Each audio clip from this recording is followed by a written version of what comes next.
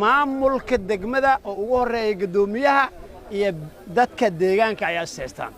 Cabdilaahi waa ognahay shaqo uu ku fiican yahay waa jirtaa waa tay shaqada uu ku fiican yahay Cabdilaahi wuxuu ka soo galay markii hore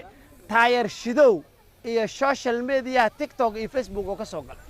marka dawladda Xasan Sheekh Maxamuud oo madaxweynaha u yahay gobernatooraha oo u yahay Madaale waa yaqaan Cabdilaahi Shaxas meeshuu ku fiican yahay waxaan leenahay Cabdilaahi waa ogtiin meeshuu ku fiican yahay Cabdilaahi meeshuu ku fiican yahay geeya anoo ku dhex jira saakay oo ka nabad dooninaya oo ummadda Soomaaliya u dhaxeeya ayaa waxaa la igula bilaabay gudoomiyaha ciidankiisa wuxuu xabad igula bilaabay degmada dhexdeeda xabad igula bilaabay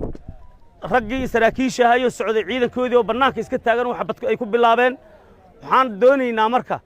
meeshan waxa ka socda hadaan la soo faragelin oo dawladda ay soo faragelin arrintii laascaana waa ka sii darnaahe marka waxaan codsanaynaa maadaama aan nabadoonnada iyo mashaayikhda nahay meeshan dawladdu inay soo farageliso shaqaaqada ka jirta iyo dhibka ka jirana ay fiiriso mansab kasta iyo meel walbana ninbaa leh ninbaana gogol ay u tahay mar koowaad iyo mar labaad iyo mar saddexaad gudoomiyaha gobolka Banaadir u sheegaynaa ninka la yiraahdo Cabdullaahi Sheekh Cabdiraxmaan 2 bil ayuu magacaaban yahay labadaas bil degmadan waxay gaartay in qoryo la isku qaato oo la isxabadeeyo asaas sababay taasi markaan ka soo gudbo